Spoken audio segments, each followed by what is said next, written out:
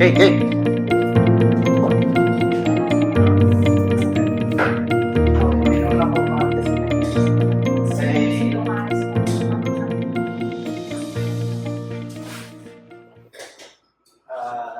Chef, balikan lang natin yung previous. So, um, as I mentioned before, mag-start tayo sa audit process. And then, pag-aralan natin yung process flow chart. Kasi yun yung basis, yun yung i-audit ninyo. And then, evidence kasi ng process flow charts is document. Or in our case, tawag natin records. Then, based dun sa records natin, kasi, di ba may criteria tayo. Criteria, and then, anong proof na mayroon kang conformity dun sa criteria? And in this case, sinabi mo sa akin, sinabi niyo na tinanong kayo ngayon ng external auditor ng auditor. Kayo, as auditors, tatanungin niyo ngayon yung auditee. May process po ba kayo? Siyempre, ang anticipation doon is dapat meron. Pero, sabi, ang susunod na tanong ninyo as auditor is, show me. Show me your evidence or pieces of evidence na may proseso ka. Dapat may bigay sa inyo. Eh, walang naibigay. So, anong ibig sabihin nun? Pag walang nabigay, hindi nangyari, or it does not exist. Di ba ganun yun? Paano mo nasabi na may proseso? Tapos, lalo na, sabi, sir, wala po kaming dokumento eh. Huwag kang titigil doon as auditor. Siyempre, maging objective ka. Ganun ba? Can you show me? Can you show me? Baka naman, minsan kasi, meron pala, unaware lang siya, kasi nung nagbago lang siya doon. Sabi, kasi bago lang ako dito. Yung mga ganong excuse. Pero ganun pa man, kahit sabihin niya, bago ako dito, then ibig sabihin, wala siyang onboarding process, di siya training. Eh, meron yan sa 7.2. Dapat, tinitrain yung personnel. So, babalikan niyo ulit yung standard. Ano ibig sabihin nun? Hindi enough na sasabihin lang niya wala siyang evidence. Baka mamaya hindi nga naman niya talaga alam. Unaware siya. Meron din yan. Pag unaware, ang personnel na meron palang proseso o may dokumento, merong specific clause na nagsasabi non-conformity ka dahil may unawareness yung personnel mo. Meron na naman, di ba? So, ano ibig sabihin nun? In order for you to have conformity, there are two criteria. There are two things that yun, parang formula niya. Conformity equals criteria plus evidence. So, ibig sabihin, hanapin muna natin, may proseso ka ba? And then, after mo itanong sa kanya may proseso ka, can you show me kung ano yung proseso mo? It's either ipakita niya by practice or meron siya papakita. Noong araw, ng 2008, talagang very strict na dapat merong dokumento lahat ng proseso. Pero sa 2015, naging liberal sila. Hindi na lahat ng bagay merong dokumento. So, pag-aaralan natin ito doon sa documented information. May mga clauses na hindi mandatory ang clause. Hindi mandatory ang dokumento or records. May gano'n, Kasi nagreklamo yung maraming organization, lalo na yung mga maliliit na organization. Paano nga naman kung tatatlo lang employee? Gusto nila may ISO certified kasi nire-require sila nung yung pinagsusuplayan nila na kailangan ISO certified ka. Tatatlo lang employee. Maliliit na business. So, yan yung problema ng maliliit na organization. Similarly, nagreklamo din yung iba na ang dami-daming dokumento hindi naman binabasa. Ito sa tanongin ko sa inyo. When was the last time binuksan nyo ang quality manual? Ako kahapon, sir. O kasi trabaho mo. Paano yung day-to-day workers? Pag tayo ba, as auditors, pumunta ba ako dyan sa OPD ngayon, today, as in, ngayong oras na ito, at tinanong ko ang 100 tao, kailan nyo nabasa ang policy ng OPD? Sagot? So, kayo na rin mismo, as nag-aaral ng auditor, now you see the problem. Ang daming dokumento, ang daming mga records, question. Hindi mo baklat ba? Kasi, I argue, para saan yung dokumento? Di ba para basahin? Eh kung hindi babasahin, useless. Useless. Alright. So, kailangan mo ngayon ng dokumento. And then, kapag hindi mo makita ang evidence, walang signs of conformity. Ano siya? Pag hindi conformity, non-conformity. Yun lang yun. Dalawa lang naman yun, di ba? Hindi ka conformity. Eh di non-conformity ka. Or, lesser degree, ang tawag doon, OFI. Or opportunities for improvement. Ang difference lang no conformity, non-conformity at saka opportunities for improvement ay ano? Kasi ang conformity, nangako ka, tinupad mo. Conformity, nangako ako na gagawin ko ito, tinupad mo. May ebidensya ka. Conformity. Ano yung non-conformity? Nangako ka, hindi mo tinupad. As in, absolutely hindi mo tinupad. Sulat-sulat ka pa, dami pang proseso, nag-design pa kayo ng kung ano-anong policy, and yet, hindi tinupad. Non-conformity yun. Ano yung OFI?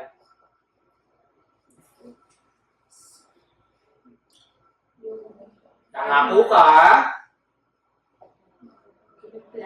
tinupad mo,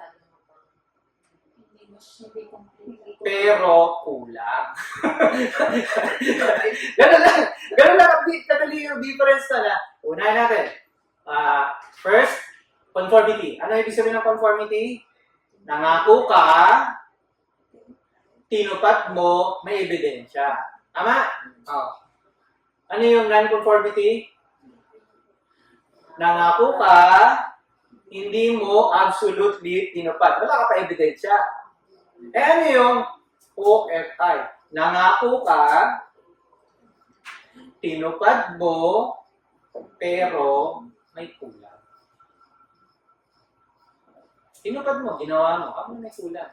It's either kulang ebidensya, mali-mali ang ebidensya, mali-mali date ng ebidensya, etc. etc. May proseso ka, tinupad mo, 1, 2, 4, 5, may skip, proseso at binalikan ulit yung proseso. Diba? May gano'n. Pero yung absolutely hindi mo ginawa, non-conformity. Ayan na yung ibig sabihin nun. Kapag meron ka non-conformity, pupunta ka ngayon dun sa susunod, which is yung correction and corrective action report. Yan yung susunod nating gagawin. Of course, kapag meron kang CCAR, requirement po dito na dapat nagkaroon ka ng root cause analysis. Bakit? Ba't kailangan mo ng root cause analysis? Bakit? Kasi lahat naman ng problema, may problema. Pero mayroong pinagsimulan niyan. Parang buni. Kahit kamuting mo ng kamuting yung buni, or lagnat, o may lagnat ka, may lagnat yung anak mo. Ano gagawin mo? Paracetamol, tepid sponge bath. Pero nagamot ba? Hindi. Bakit? Kasi hindi mo alam kung ano yung pinanggalingan ng lagnat. Kinamot mo lang, hindi talaga mamamatay yung roots ng problema. So, hinahanap na yan. Whether meron siyang pneumonia, kaya siya nilalagnat, and so on and so forth. So, hinahanap yung root cause para ma-address siya. So, Yung iba dito, hindi na natin masyado i-discuss ha. Para at least alam lang ninyo. Anyway, babalikan ko na lang din.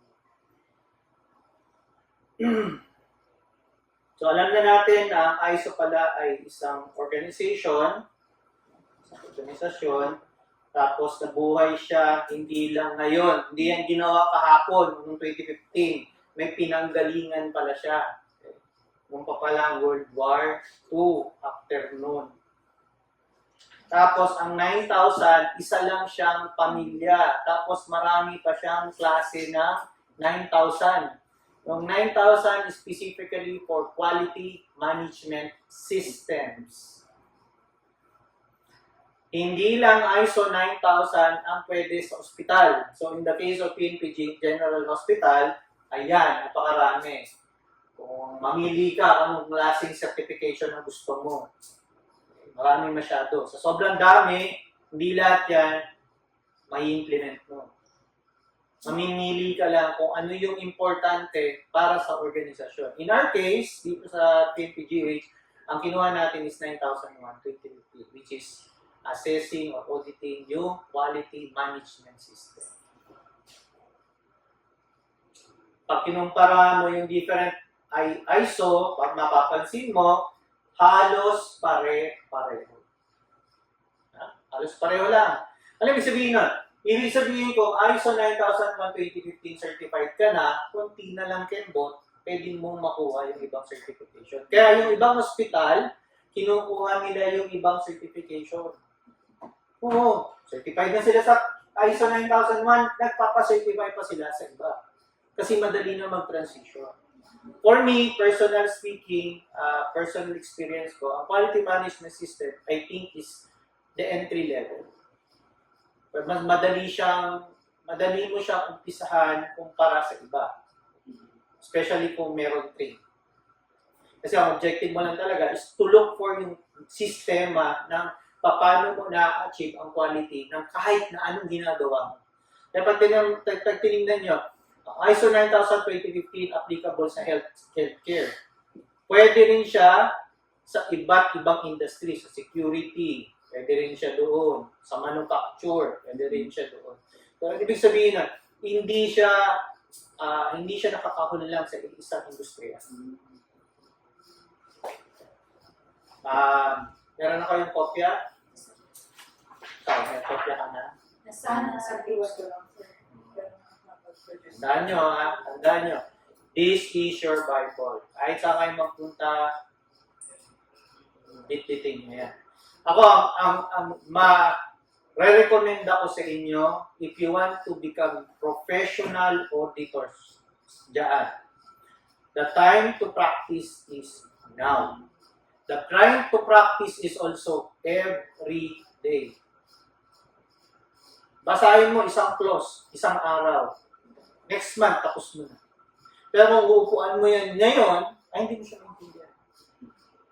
Upuan mo sa ngayon, isang oras mong babasahin, walang papasok sa iyo. Pero kung isa lang na clause, sa isang araw, tapos yung isang clause na yun, pag nilay-nilayan mo siya, by the time ng isang buwan, 3 buwan, 6 na buwan, isang taon, mapapractice mo na siya and at the same time, ma-memorize mo siya. Okay? So pag tayo ay in-overview natin yung different clauses, mapapansin nyo ang sinusunod niya ay plan, do, check, act. This is what they call the Deming cycle. So Edward Deming kasi is a guru noong araw sa industrialization. Siya yung first proposed no cycle na to, yung plan, do, check, act. Plano ka, gawin mo, habang ginagawa mo o pagkatapos mong gawin, i-check mo kung tama yung ginagawa mo, yung resulta niya, or meron bang naging reklamo o hindi nasunod yung proseso, and then kung ano yung problema, i-address mo. Yun yun. Then babalik ulit.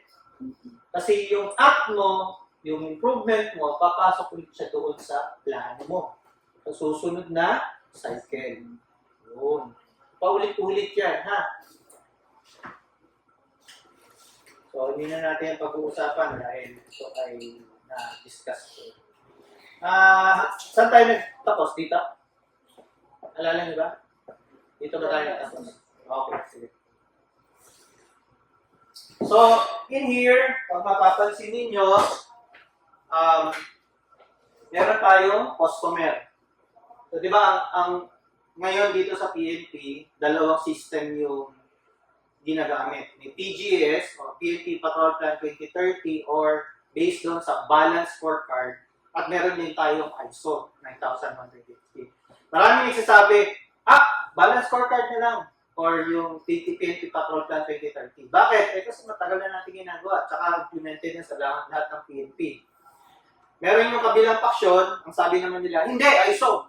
Kasi ito, international to, blah, blah, blah. Pareho silang tama, pareho din silang mali. Okay? Kasi, ang balance scorecard, international din yun. Hindi mo lang kasi alam na yung PNP Patrol Plan 2030 is a PNP-centered quality management system using yung balance scorecard. Pag inangat mo siya sa whole government, natawag ng nila PGS, kaya pag maririnig mo sa ibang organization like DEP and DOH, meron din silang sort of PGS nila. Mga other institutions meron din sila. Pero pang government na. Ang balance scorecard, ang tatay ng lahat ng yan ay balance scorecard. Internationally, pagpunta kay US, ibang bansa, ang tawag nila doon sa PGS natin, sa PNP Patrol Plan 2030, balance scorecard. Na ginawa ni Norton and Kaplan. American yun. American sa. Ang ISO, European. Pero, hindi lang kasi ang ISO at ang balance scorecard ang meron sa buong mundo. Meron din Lean Six Sigma. Yung Lean Six Sigma, dalawang klase yun. Sigma at saka Lean. Magkaiba din yun.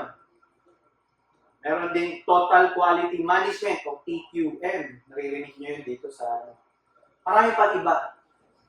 Pero at the end of the day, kahit ano pa yung ginamit nyo, whether ISO, PGS, isa lang ang objective.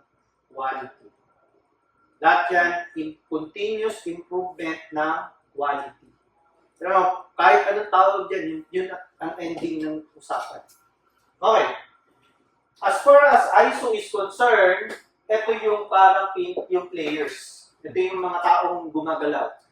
ISO is, tawag nila core process owners, support process owners, at saka top management. Yan yung tatlong tao, yung prime players. At ang objective ng tatlong to, si customer. Kapag dinikit mo siya sa PGS naman, ang PGS, meron silang Police Strategy Management Unit, PSMU. Meron silang Technical Working Group at meron din silang Advisory Group. Pero yung tatlong yan, meron silang tinatrabahong scorecard. Sila, tatlo, kasama sila sa strategy partners. So, pag gusto mong i-integrate yung concept ng PGS o PNP Patrol Plan 2030 at saka ISO, itong concept na to, itong illustration na to, will now look at paano siya tumatakbo. Kasi sa PGS, wala to. Itong dalawa. Hindi niya tinatawag na ganyan. Wala rin ito, top management. Pero, personally speaking, kung akong tatanungin ninyo, opinion ko is that when you integrate both concept, whether ISO yan o PGS, ito PGS, ito ISO, mas maganda i-combine mo yung concept. Para ma-combine mo yung concept, hindi ka na malito, whether yung pag-usapan natin is nasa PGS ka o nasa ISO ka, ganyan mo lang siya i-isipin.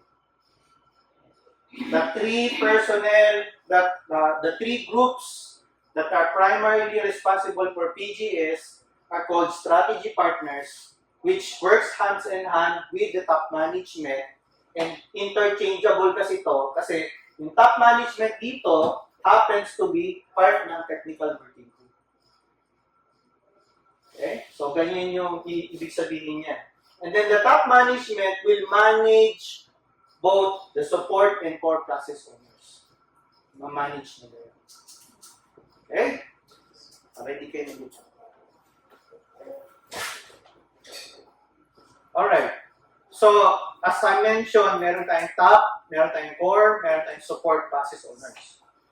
So, sa tatlong yan, ang trabaho lang po nila in terms of quality management system, how do you manage your quality?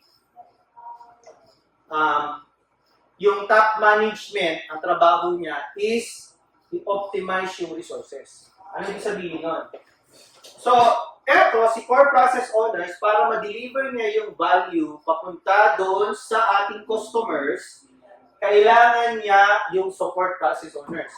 Kailangan ko ng BP app, kailangan ko ng thermometer, kailangan ko ng CT scan, kailangan ko ng laboratory, etc. etc. Kailangan ko pang injection, kailangan pang IV, kailangan ko pang gamot. Okay? Lahat ng mga support process owners, si pharmacy, si laboratory, si x-ray, lahat yan ibibigay niya dito. Saan naman kukuhanin ito? Kanino ko kinukuha ni support process owners? Yung pondo. May pambili ba siya? Wala siyang pambili. So, pag-reklamo siya, sir, wala tayong pambili ng gamot, wala tayong pambili ng thermometer, wala tayong pambili ng diagnostic tools, blah, blah, blah. Ano yun na siya masasabi? May top management. So, si top management's role is to be able to provide the funding for them. Siya mag-approve. Sir, budget allocation natin for the calendar year 2025. Ito po yun. 5 million. So, kailangan niya yun. Okay? So, top management should listen. Ang nangyayari kasi minsan, nagdi-decision si top management na hindi pinakikinggan muna yung mga core process at saka support process owners. Kaya tuloy, minsan kulang yung pondo o sobra-sobra yung pondo na hindi naman nagagamit. Sayang. Kaya meron tayong tinatawag nilang top-down budget. May sinasabi sa yung budgeting process. Kalimutan ko ba? Ito tayong taga-finance. Anyway. Okay, so let's now go through our audit process. Asan si auditor dyan? Questions. Asan si auditor dyan?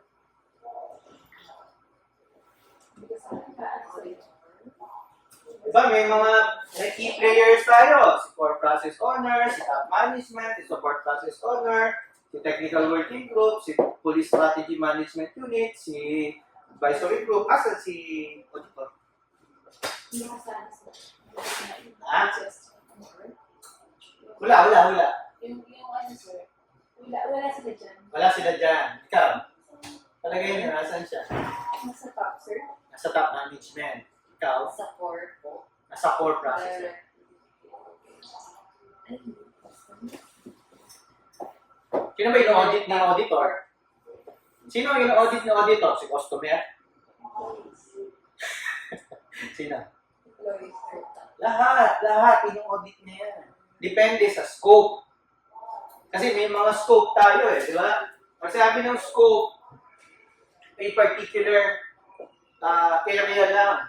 Sa PNPGH, actually sa health service, PNPGH lang, and dito pa sa PNPGH, sino lang yung in-audit? Ha? Sino? Buong hospital ba ang in-audit? No! OPD lang. Kaya pag, misnomer yan health service is ISO certified. No! Ang ISO certified lang, sino? Si OPD. Kung hindi ka taga-OPD, hindi ka ISO certified. Hindi ka ISO certified. Nakikisakay ka lang sa certification. Kaya di ba, parang yun yung limitation ng ISO. Kasi ang ISO kasi, mayroon siyang limitation. Hanggang doon lang siya. Ang PMP Patrol Plan 2030, yan yung strength naman niya. Kasi ang PMP Patrol Plan 2030, lahat. Pag in-audit, lahat. Lahat, ganun. Pero ang ISO, hindi. Specific lang. May iba pa nga, process lang. Katulad ng HPG. Ang HPG, hindi buong HPG ang ISO certified. ISO certified lang sa kanila, walang certain unit, process lang. Sa NCRPO, alam ko, investigation process. So, yung PCR nila, operations, hindi sila ISO-certified doon. Nakikiamot lang sila doon. Yeah, nag-gets niyo yung point na limited lang ang sinacertified. So, ang tanong ko ulit, babalik doon sa tanong na nasan si auditor dyan?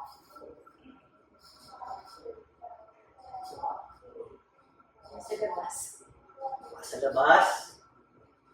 Kasi sir, di ba? Kaya nga HST naman sir. HST Eh, bakit ako?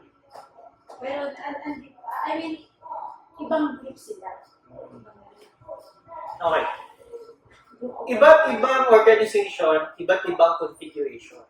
May grupo na parang hitting many birds in one stone. Ginagawa nila, ikaw na nga yung police strategy management unit. Katulad ako nung nasa PSPG ako. Ako na yung PSMU, ako pa ang internal auditor, ako pa yung quality management unit. Okay? Kasi ako lang ang train. Nung time na yun. Pero, ang hindi ko kasi nagawa sa kanila yung katulad ng ginagawa ko sa inyo. Hindi ako nakapag-train ng mga auditors of the future. Kaya nga, masaya ako na dito sa PNPGH nakinig yung top management na i-promote yung program na dapat mas maraming mas marunong. Hindi lang ako. Kasi ako, next year na lang ako, July na lang ako. Mag-MBS pa ako. So, April, wala na talaga ako. So, sinong gagawa ng ginagawa ko? David, sila Ruby. Ma'am Ruby kasi siya dati, di ba? Retire na rin si Ma'am. Mauna pa siya sa akin, June siya. Si Ma'am Parinas. Asa siya ngayon? Yan yung ibig ko sabihin. Hindi po pwedeng kami lang ang marunong. Sir, pwede mo maging internal auditor ang PNCU at saka NUP? Sagot? Why? Ito yung naman sir. Ha? May knowledge naman sila sir. Kung ang tatanungin niyo si ISO, yung criteria sa standard, second level graduate. High school graduate lang. Oo! Kanyari, pumunta ka sa ibang organization, punta ka sa ibang organization, punta ka US. Sir, gusto ko maging internal auditor. Graduate ka high school? Yes, pasok ka na sa internal auditor or auditor.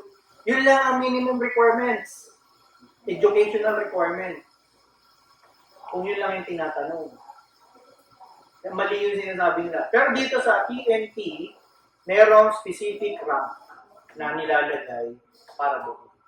But yes, pwede ang PNCO, pwede ang NUP.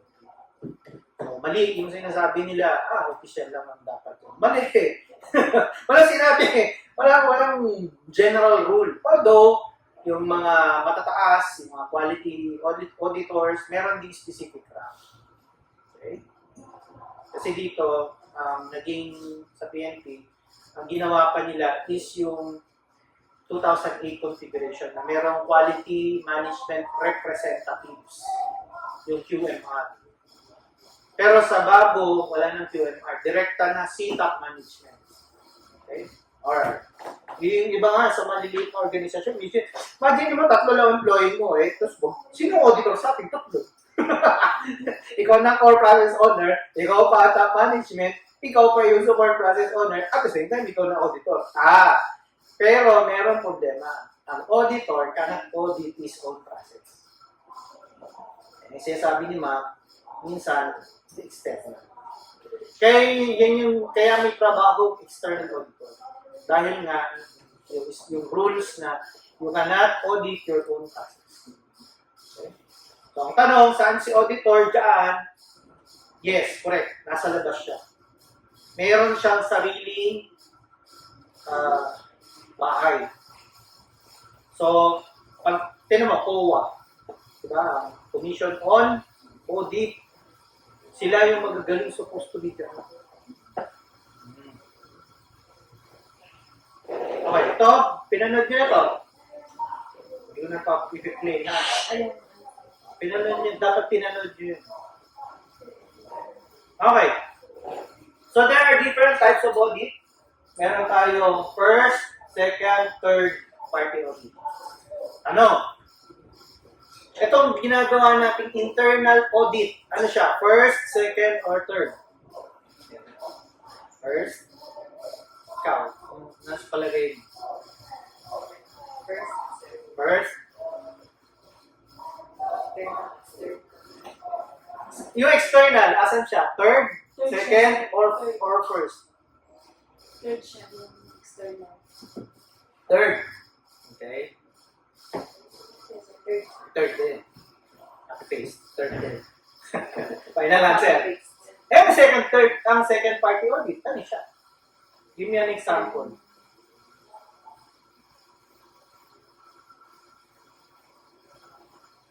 Give me an example. Kailan mo ginagawa ang second party audit? At sino ang pwedeng gumawa ng second party audit? Yung internal. Internal auditors. Okay. Alam mo ba first party audit yun? Third, first ba sila?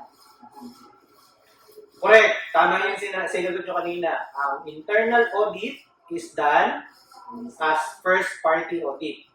Sino sa Ang third party audit, yun yung external auditors. Ibig sabihin, certificating body sila. Katrabaho talaga nila mag-audit. Binabayaran sila as auditors. So si Two Bright Land is third party? third party auditor. Talaga ang trabaho nila mag-audit. Yes, ano yung second party? Yung sir, yung mga supervisor. Eh? Second party. Kasi sila yung mag-follow up sila yung kaya sila yung mag-ano ng as per findings ni first party. Supervisor na ano? Yung fairness You could say that is first party audit. Kasi yun yung that person might not be an auditor, pero may rule kasi, you cannot audit what you don't know. Okay, sir. They are the customers. Customer. Yung client natin. So si customer, ang tanong ko naman doon is, customer ba is trained ba siya, competent ba siya auditor para masabi niya Kasi yung pwede siya mag-audit. Feedback yun. Ah, And customers normally is the source of our feedback. Hindi sila talaga pwede mag-audit. Sire. Wala lang, wala. Wala namang mawawala. Second party.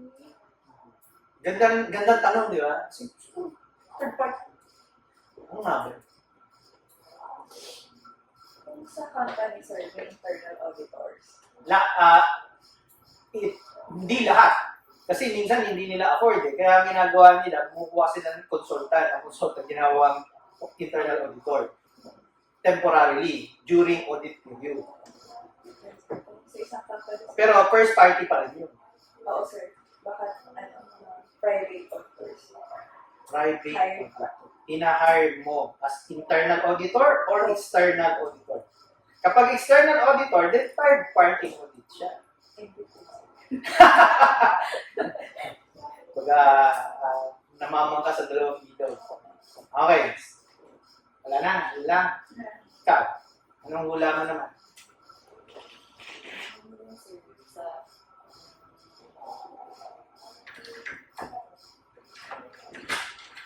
Wala akong idea. Wala kang idea. Sige. Ganito. Laboratory. Yung laboratory natin. Meron ba tayo sinesend out na laboratory? Meron? Saan? Saan tayo nagpapadala? High precision, ano pa? QMMC, ano pa? CDM, etc. Okay. If, let's say, dapat tinatanong natin, tayo, as an organization na ISO certified, are you ISO certified? Maganda ba quality mo? Nagsusupply ka sa amin ng services at goods. PLDT. Diba, yung iba dito may PLDT pa. Yung Wi-Fi natin, provide ng Wi-Fi. Yung pagkain, kung may in-order sa labas. Outsource. Oh, di ba? Basta anything that is outsourced, nagsusupply sa atin. Or tayo ang nagsusupply. Pwedeng ganito. Kung ina-outsource natin, ako si BDM, si UMNC, you should ask the question, yung sinusupply ba nilang goods and services is quality? You should ask, are you ISO certified? I-demand natin sa kanila, dapat certified sila. So, tayo ang magkakandak ng second party audit. Yung audit natin sila. Certified ka ba? Or may quality ba yung pinoprovide? For all you know, yung laboratory nila, walang quality. Dispalingado pala. So, sabihin, mataas ang cholesterol, hindi naman pala. Sodium pot nila, hindi pala dapat. Yung CT scan nila, hindi naman pala calibrated yung CT scan nila. Normal, pero hindi pala dapat. Nag-gets niyo yung point. Vice versa, ganun din po tayo. So if we have, let's say, machines na meron tayong goods and services na pinoprovide sa iba. Example, PFT. Sino nag-require ng PFT? Ha? Ayun, nag-PRC. Oh, sino nag-require? HRDD, di ba? Si DHRDD, pwede i-demand sa atin, tingin ko nga, may quality nga ba talaga yung medical process ninyo? Si FTO, pwede nilang questioning yung NP validation natin. Quality ba yan? Pwede sila ngayon mag-second party audit. I-audit nila si NP validation. I-audit nila yung laboratory natin. Yun yung ibig sabihin ng second party audit. Nakuha na. Enough. Okay, so ano yung first party audit na ulit? Internal audit. So tayo. Okay. Third party audit, galing sa external na talaga ang trabaho nila mag-audit. Certificating body, kaya si Tubra na. Second party audit is anything that is outsourced or tayo yung nagpo-provide ng services. Parang lateral movement. Isa sa taas, isa sa loob. Okay? At marami pang ibang audit.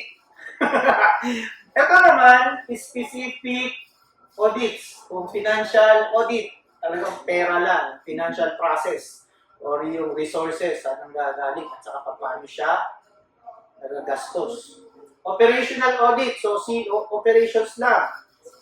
Mula, ano yung process ni POS? Compliance audit, information technology audit, pwede yun, specific audit. At ko nga po sa inyo, it might be specific for a certain process. Ayan, meron din supplier audit, usually second party audit yan.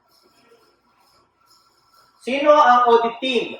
Sino sa palagay nyo si IQ head? Yung internal quality auditor head natin sa health service. Sino? Before, wala yan. Hindi nakita. Pero nung binasa natin yung memo, dapat merong IQ head. Yung memorandum circular. So, si Ma'am Momo na ang naging yung CS natin. Lead auditor, sa ngayon, sino? Ako. Pero, nakakapagtaka. Ako na ang lead auditor, ako pa trainer. Ang IQA members, sa ngayon, 5. Pero may mga bago sampa, di ba?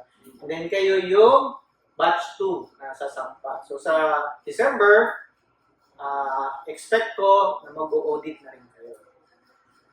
Lahat ng matututunan nyo dito, i-apply nyo in real life. Okay. So sa pag-audit natin, hinahati namin sa 3. Yun yung naging practice namin, naging practice ng proseso. Hinahati ko yung grupo parati sa 3. Sino ang mag-audit doon sa top management, merong specific mag-audit sa core process owners, at merong din specific for doon sa support process owners. Kasi sa laki ng PNPGH, hindi lahat yan kayang audit ng isang araw lang. So, ginagawa namin, hinahati namin sa 3. Okay. So, ano yung roles and responsibilities ng auditors? So, marami tayong qualities na kailangan sa auditor. So, as shown, meron tayong honesty. Yan yung isa sa most debatable na qualities ng auditor. I remember sa PSPG, sa DPL, sa FEO, nung ako yung auditor nila, at hanggang dito, sa health service, lagi nilang comment sa akin, Sir, pwede ba natin bawasan yung NC? Yung non-conformity daw, bawasan mo daw. Kasi ang dami-dami ko ini-NC sa kanila. Especially pag first time akong nag-audit, marami akong i-NC. Sure ako doon. Sigurado ako. I-NC ko lang na makikita ko NC. Sir, pwede ba natin palitan yan? Gawin na lang natin OFI. Ito yung naging basis ko kung bakit. Isa sa mga bagay, sabi nga nila, boy, totoo. The problem is, if you hide it, ina-hide mo yung facts. Sabi nga ang basura at ang tae, kahit lagyan mong pabango, tae pa rin yun. Hindi mo didilaan yun. Kahit amoy, pabango, tae pa rin yun. Pero ang diamante, kahit anong tabon mo ng basura, diamante yun. Ibig sabihin nun, you should be honest enough to tell them the truth. Yes, the truth hurts. Tama lang, yun yung kailangan mo. So, as auditors, kayo, if you're that kind of person na madali kayo pagkabalat sibuyas, madali kayo na-sway, I suggest you change your attitude. You change your attitude. Kasi, mahihirapan ka to become an honest auditor. Hirap yun. Next, conversation skills. As an auditor, marami tayong paraan. Kaya sabi nga minsan, maraming paraan paano magsalita, paano sabihin. Love you! O kaya, I love you. Diba? May dating. O kaya, pangit mo! O kaya, pangit mo. O, di ba? Diba? O kaya, ang pangit mo naman! O kaya, may amoy. Yeah, it's the way how you say it rather than what you are trying to say. Minsan, yan yung naging comment sa akin ever since. Lalo na misis ko. Kasi my wife will always tell me, wala akong feelings. It's just, over the years, natutunan ko na may paraan pala paano magsalita. Pero many years ago, and until now, marami pa rin ako, nami-misinterpret ako dahil masyado ako frank. Pag may sinabi ako, yun. Walang bawas, walang kulang. Yun na yun. Pag sinabi ko hindi yan, o wag yan, o ganito yan, minsan, interpret, sige sir, parang galit. Hindi naman ako galit. Kaya sabi ko lang ito po. Kasi, for me, wala akong time para makipagbulahan. I'm very serious on my work. Seryoso talaga ako. And wala ako dito para makipagbulahan, makipagkwentuhan. I'm here to do my job because I'm paid to do so. Binabayaran ako ng gobyerno. And in fact, wala kayong binabayaran ng gobyerno sa akin kasi official ako. Mahiya naman ako sa balat ko kung hindi ko gagawin yung trabaho ko. And I learned over the years that time is really very precious. If I spend time para bulahin ka, as ang ending nito, hindi naman pala totoo. Sinayang yung oras ko, sinayang ko pa yung oras mo. Sayang. Sinayang ko yung gobyerno. So, para sa akin, I learn how to be blunt. Minsan, pag sinabi ko, no, ito yun, that's it. Yun na yun, wala tayong pag-uusapan doon. Ngayon, deal with it. Pero, sabi nga, along the way, lalo na nag-PIO ako, you should learn how to not really play the game, but rather, how do you say it better? Because there is 1,000,001 ways to skin a cat. Ganon din po. Para mag-deliver ka ng isang bagay, there are always a lot of times na pwede mo palang palitan yung words, pwede mo palang palitan yung tone mo. So, nasa sa'yo na yun. I'm not saying you will develop this agad-agad. You will develop this over time. Ang masasabi ko lang is that I learned something na ang auditors, though kailangan natin maging conversational, mas kailangan natin magtanong. At hayaan natin yung auditing sumagot.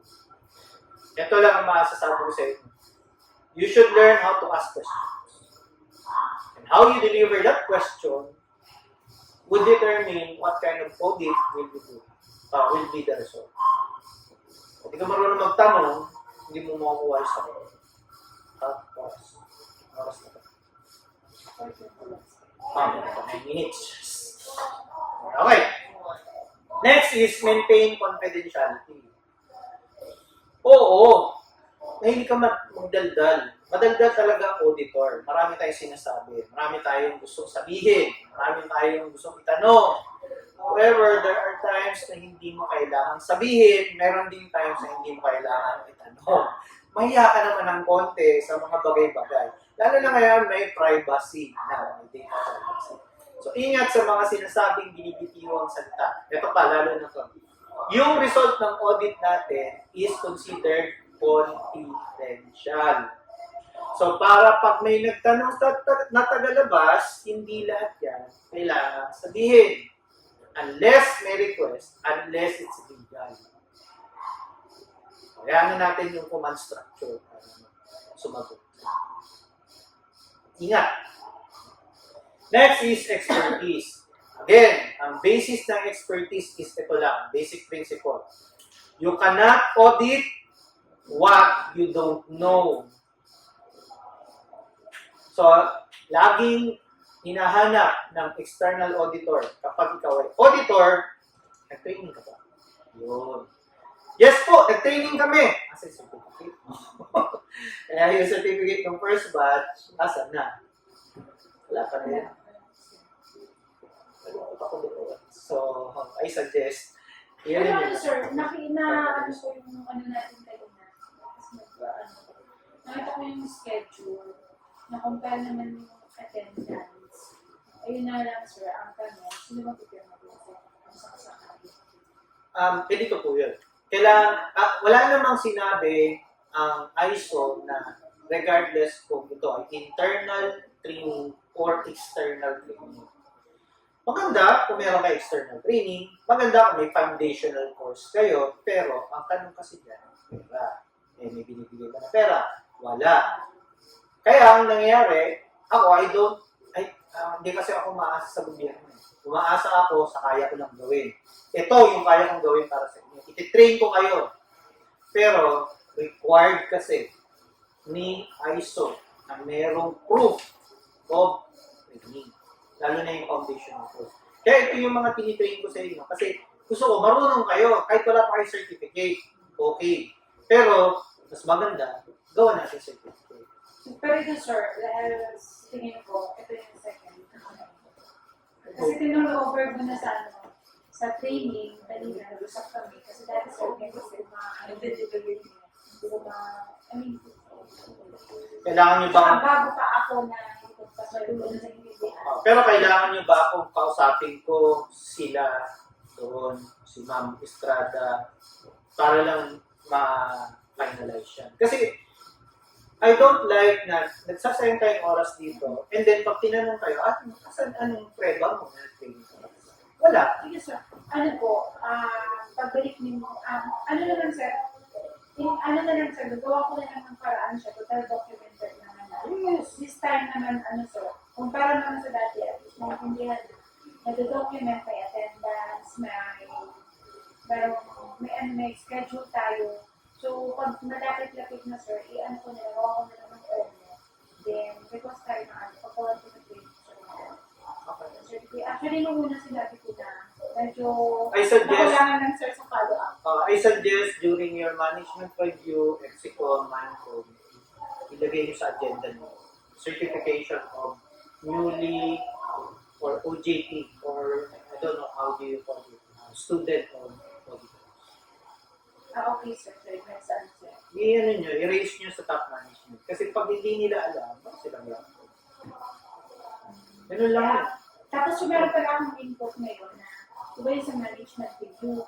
Ngayon, ang ginawa namin doon, di ba, ginamit yung manual mas ka exit home. So, itong last time na nag-manco, nag-revise na po kami ng template. Yung ginawa ko, pinamplate ko yung 11 items. Tapos, pina-approve kay CEO. Nung na-approve na, yun na po yung ginagamit natin ngayon. Every time na may manco, para yung mga actionable items, i-detect na siya accordingly. Kung ano ba po, internal, external, so di-discuss ko yan last time, in-approve naman po ni CEO at ini-implement na po yan.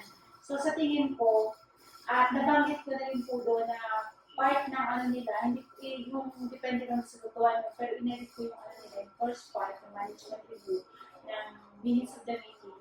Ang kulang-kulang po wala doon na hindi ko na isali yung minention ko naman sa kanila na may ongoing workshop. At saka approve po ito ni CEO, may documents na Okay. tayo. So, maano na siya. Good.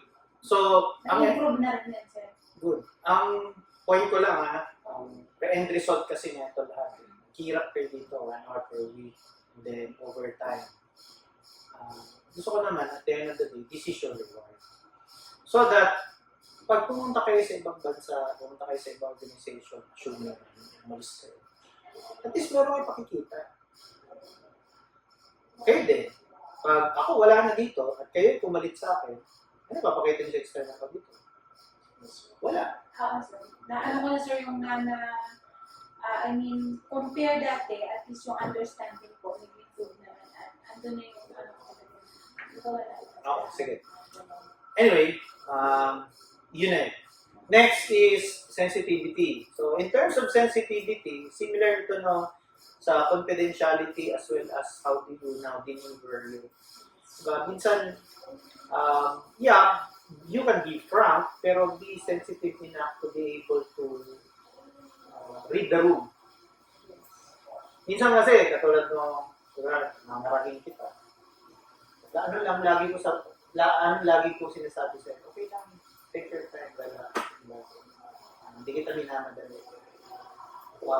Ganun din sa ibang wards. Marami dyan yung umpisa pa lang, audit, ayos mo ba? Pag umpisa pa lang na sinasabi na, auditor, audit na kami, tatawag sila. Hindi kasi nila naiintindihan what's the point of internal audit. Hindi rin nila nakikita ano yung beauty ng ISO. Makakala nila, abala. Kala lang nila, buisit ka. Sana hindi ka na dumalaw dito. You don't just go there, audit ka lang, basta-basta, wala lang. Hindi. Ang audit kasi compared sa inspection, ang inspection, walang schedule yan, hindi yan planado. Tsaka lang ang inspection to, sila yun. Pero ang audit, it's planned. Lagi yan ahead of time. Tingnan nyo tayo, di ba? 6 months ahead. Ganun ka, ang audit. Di ba? Alam nyo na mag-audit tayo sa December. Alam nyo na yun. Yan yung kagandahan kasi nga sensitive tayo, lalo na sa audit. Alam natin, busy ka, alam ko marami kang problema, may personal, meron ka pang other agendas. So, be sensitive. Meron pa nga dyan sinabi ko, kailan yung audit? Para alam nila kung kailan sila mag-leave. Hindi. Assuming na gano'n, sa entrance briefing, maging sensitive ka. Nandyan po ba si Chief OPD sa period na to? Maging sensitive ka ngayon, ay sir, nakalib siya eh. So oras na yan, para ma-address mo, ganun ba? Sino kayo? Hindi yung, ay wala pala siya eh. Baksa kayo. Non-conformity na. Hindi ganun. As auditors, we need to be sensitive. Maya, pinagdadaanan pa rin tao. Namatayan pala siya. Basta ka na lang kabog na, hindi, ganito ba? Patay na doon. Hindi na kayo magkakaintindihan ni ODT. Lagi na lang siya nakasimangot sa'yo. Hindi tayo makikita. Next is coherent skills. Competency. Should be competent. Hindi kasi pwede na wala kang training. Kaya nga, ito yung isa sa mga project ko to address yung lagi nilang sinasabi. Sir, wala na akong training. Oo, alam ko. Wala kang training. Kaya gagawin natin to eh. Tapos, bit by bit. Kasi kung training kayo sa DAP, isang linggo kayo doon. Tapos, pera yun. Tanong ka? Wala. Pera ka? Wala. So, wala kang choice. Ito yung ginagawa natin. And sovereignty. Ito na nga po, yung sinasabi na you cannot audit your own process. Plus, hindi ka pwedeng pakialaman ng top management. Bakit? Dahil colonel ka? PO lang ako? NUP lang ako? Laging sinasabi nila, lang? Hindi auditor ako. You cannot influence me because I am an auditor. I am a trained auditor, I am a professional auditor, and wala kang fault over me. Kaya meron tayong IQ head. Anything that is, you think, parang binabraso kayo, susubong natin kay IQ. At napapansin nyo rin sa IQ head, talaga nasa taas siya. Hindi tayo kumukuha ng IQ head. Diba? Okay.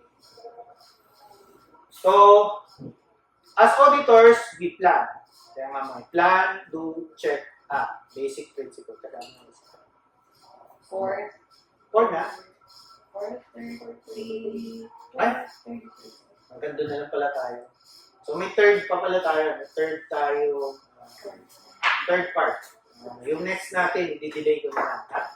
So, for the month of August, lahat tayo nakapokus na sa audit process. Bali, marami pa naman tayong oras. I believe we still have a lot of miles to go, but I know na maganda nga start natin yung early. So, this is the second part. Expect next meeting or next session, another one para matapos lang natin yung audit process. Mahaba pa tayo. Anyway, kamusta ang training? Ito, dalawa. Kailangan ko makuha yung feedback sa inyo ngayon. Any feedback for me so far? Mabilis, mabagal? How is it? Sakto lang, sir, na Hindi overwhelming yung concept. Madali siyang lulunin. Piece by piece. Good. Is there anything you are wondering so far?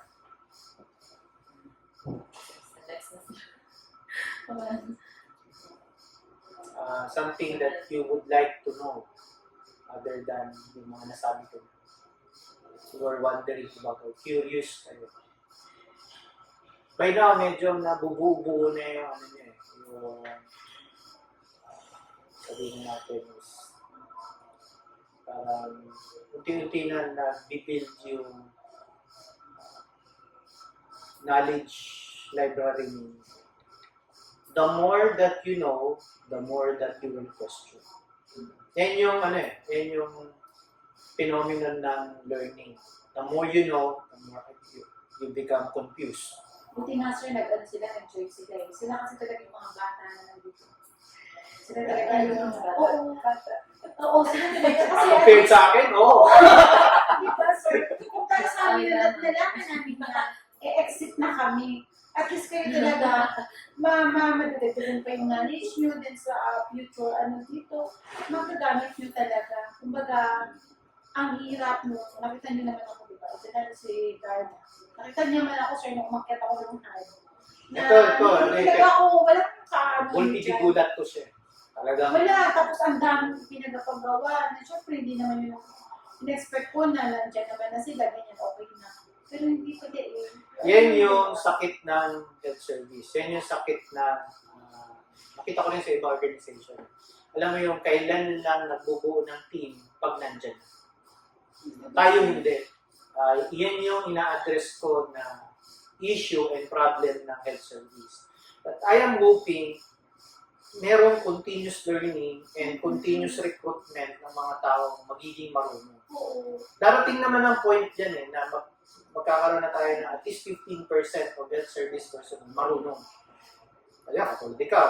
Oo, ito at least siya, sir. Hindi ka naman forever dito. Of course, marire-assign ka. Diba? Ikaw rin, marire-assign ka. I don't know saan. Pero, let's assume, no? Marire-assign kayo. Sabihin, ba't mo tinitrain? Marire-assign din. After 3 years, marire-assign. Mabuti na yon kasi ikaw, pag umalis ka, papunta mo doon sa pupuntahan mo, marunong ka. At pagdating mo doon, pwede mo implement yung mga natutunan mo sa QMS. Kasi sir, yung iba, di ba ngayon pa lang mag-ISO sa 4A? Ngayon pa lang mag-ISO. Eh, So, marunong. kaya nga sir, wala namang may training. So at least ikaw, patahimik ka lang doon, kahit pa paano, may makakapagdog ka na. Hindi, di mo masasabi yan. Di mo masasabi yan. Oo, kasi ang tagal pa nila sa service sir eh. Si Sabater, ganun din, kaya in-invite ko. Siyempre, taga-post siya. Tapos, vice versa, parang nung one time, sabi nga sa akin, nandun ako sa case video, sabi nila sa akin, bakit mo tinitrain yung mga yan? Kaya alis din naman yun. Tanda na yan. Baka mag-retire na yan. Alis na rin yan. Why? Number one, interesado sila matuto. So, okay lang. Pangalawa, pag yan, umalis dito, hindi mo training, nung pupuntahan niya, tatay, bago pala itong pinunta dito. Sa kaysa, training mo, pagdating niya doon, asset siya. Saan ka galing? Health service. Wow!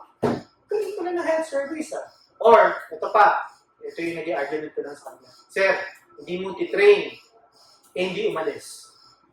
Nagpaiwan. Dumami yung bano. Di ba?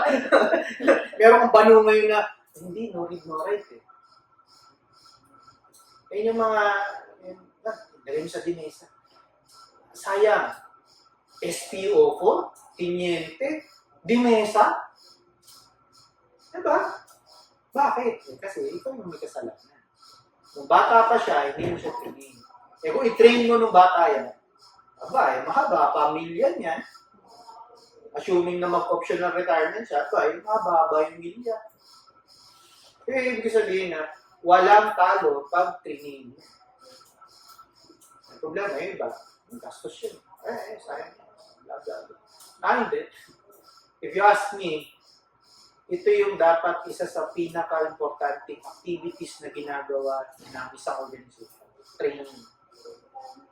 It should be always continuously evolving and developing people. Lalo na pag wala kang trabaho, mag-develop ka ng tao. Kahit may trabaho ko, tinan nyo, sinabi lang nyo sa train, tuloy natin, okay. Kasi para sa akin, ito yung, aalis ako, may iwan ko, kayo. I'm confident, 10 years from now, assuming na may iwan kayo dito for 10 years, baka mas magaling kayo sa akin. Mahal naman sila sa ito bilang Kasi tuloy nyo lang. Pero pag tumigil ka, parang muscle yan. Pag ang muscle di ginagamit, pumilit. Ganon din yung utak. Pag di mo ginagamit yung utak, pumilit. Kasi perishable yung knowledge and information. Pag 10 years from now, pag hindi mo ginamit yung natutunan mo ngayon, I'm sure, kalimutan mo na yan. Yung baka 6 months na, wala. Kaya talo ng consistent at saka laging ginagawa yung one-time big data. Okay? So, thank you for another session. Isang oras na naman tayo. 2 oras na. Di ba? Nakadalawang oras ka na. Di mo napansin. Next week ulit. Alright, so... Thank you so much, sir. Thank you. Yeah. We can natin. Bukas kaliti. Sir, may duty pa. May duty pa ako.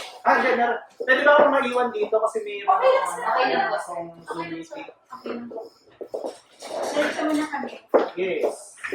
Thanks. Thank you, sir.